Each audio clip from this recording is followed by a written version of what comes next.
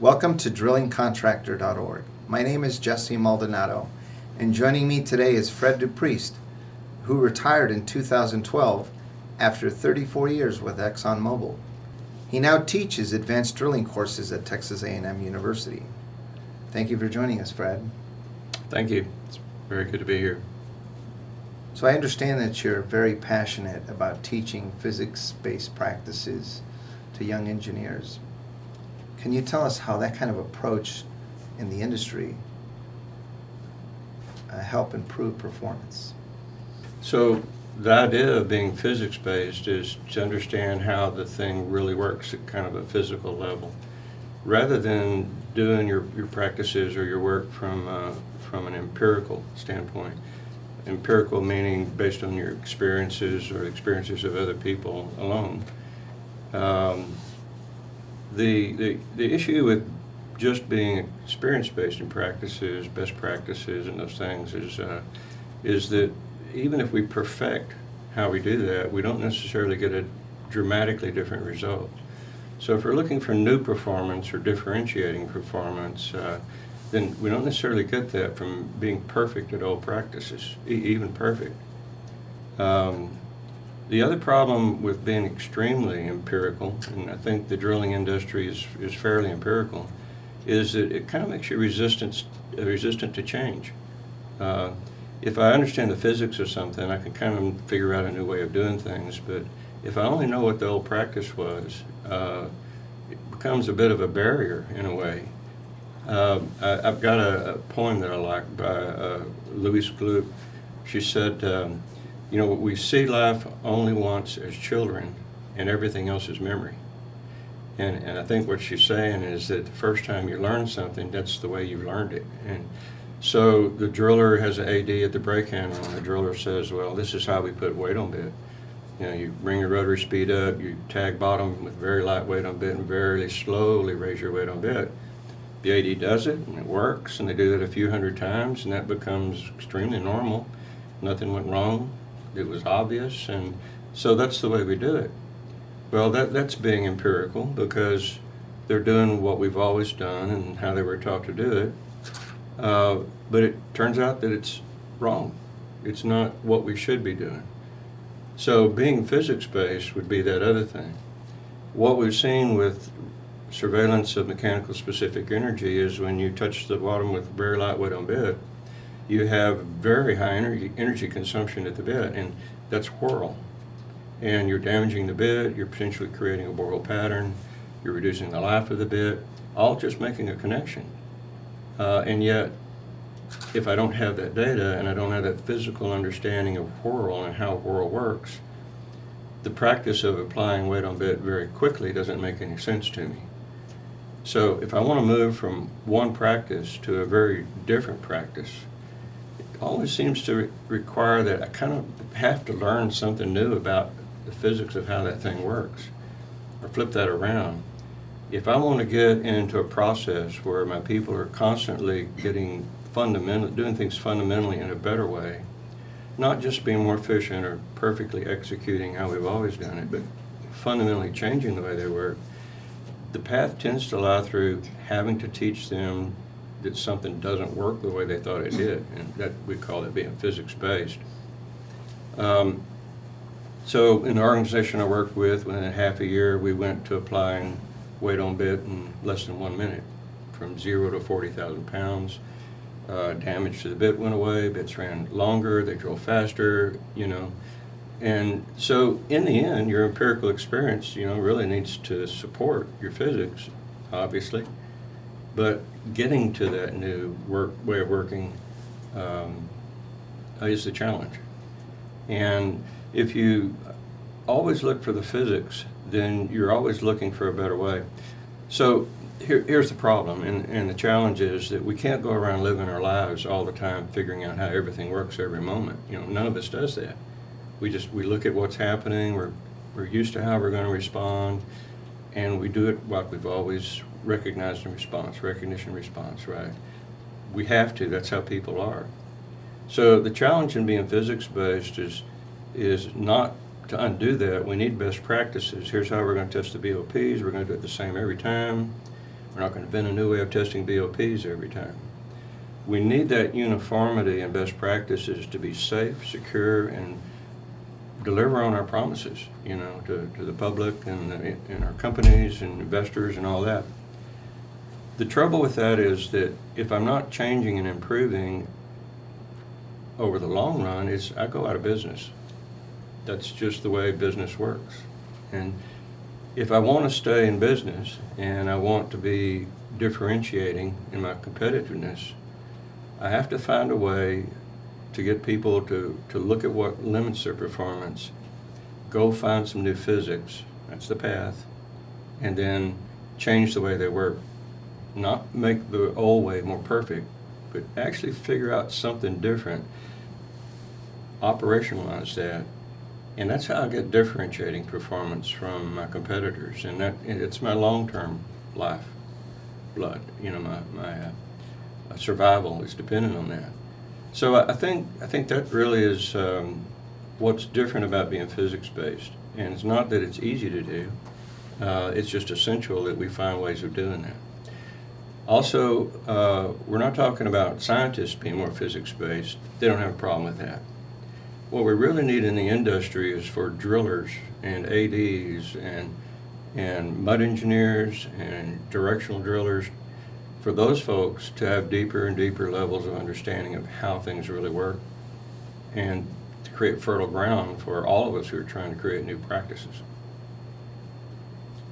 And that's what I'm excited about teaching, and I think those are the things that the industry is moving toward, regardless, as a whole, and I see that as a broader trend. So Fred, what factors are driving the industry to a more deterministic approach?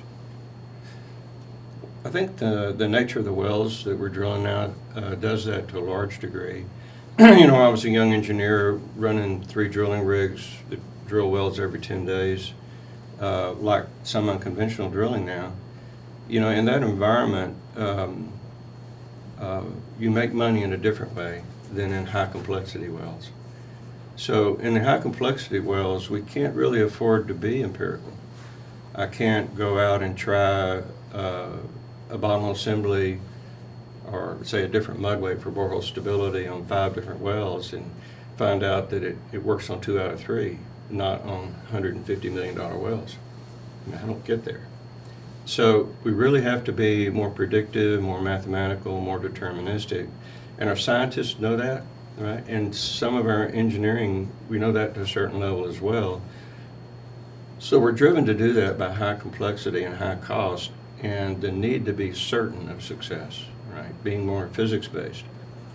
In that environment, what we're really challenged to do is to have the driller who's actually drilling the well and other people involved, the directional driller, have that same physical understanding of hoop stress, borehole stability, mud weight, what it does and doesn't do, and what should they watch and see on the shell shaker, and how do they know if things are going badly? If the borehole's coming apart and I see this kind of caving on the shell shaker, what does that mean? And should I tell somebody right now, is this really urgent or not? Those aren't best practices I can teach empirically. I actually have to teach them, why do you get that shape of cutting? What does it mean about the stress state? And is this urgent or not? So the high complexity wells and their cost and the need for certainty of success on that kind of investment, I think that's what's really moving the industry that direction. If you look at what a company can afford to do in terms of being physics-based, one of the challenges with it is overhead. That you're talking about training, engineering, the cost of creating that kind of knowledge at the rig site and maintaining it there. There's a real cost there. In the high complexity wells, it's pretty much a no-brainer. I can pay for almost any amount of engineering in order to achieve that. If I decide that I want to go deeper and deeper and further in that direction, I can afford that. And that's, I think, what's really driving the industry in that direction. Success on those wells, but also how much money it makes you to be only incrementally more higher performing on a well where your spread rate's running $400 to $1 million a day. So what are the challenges of running a physics-based operation in the field? Well, there's actually, I think, several, and the most important of all is really about business models. So a business model is some value you're trying to create for somebody else, not yourself, but this value, and then you decide what resources and workflows you're going to deploy to do that. And then finally, can you make money? So when you look at high complexity wells, that value, it tends to justify a lot of engineering, a lot of process. As an operator, I can afford to go train the vendors people and people that don't even work for me. If I understand some way that I want them to work or physics that they need to understand, because I can make so much money from it. So I end up creating workflows, and I pay for resources that let me do that. Well, but let's take that to another business environment, let's say the unconventionals. It's a little bit trickier there because that overhead now starts to become a significant thing. The resources and workflows that I put together as a company to go out and drill with 10 rigs all at the same time, bring those up, get them running overnight, where I have a different business environment, where I have advantages from economies of scale, from duplicating things. That's just a different business environment. So being physics-based there currently is a challenge. I don't have as much engineering overhead. I have multiple rigs per engineer instead of multiple engineers per rig.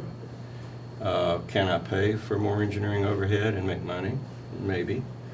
But then if I train a rig crew member, and how stable is that?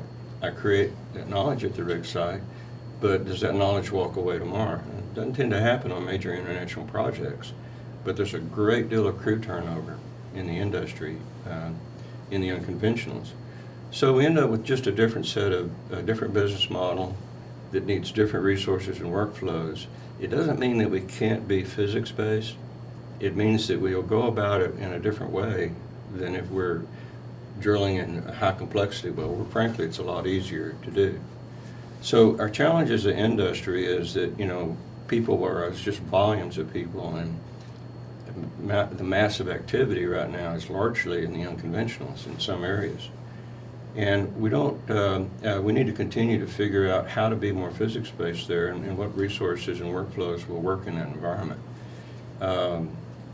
Do you approach it with digital data, with people looking at it offsite, rather? And then if you did that, then how effective can they actually be in getting people on-site to work differently if you're not teaching people on-site the actual physics that they're executing? And those are things that we're struggling with as an industry, I think. So the value of being physics-based, no matter what business model you're in, it's there. It's a question of how do you go about doing that? And companies have to be inventive in figuring out how to do that, because it won't be the same in each business environment. Well, Fred, thank you so much for all that insight on those physics-based practices. And thank you for joining us on drillingcontractor.org.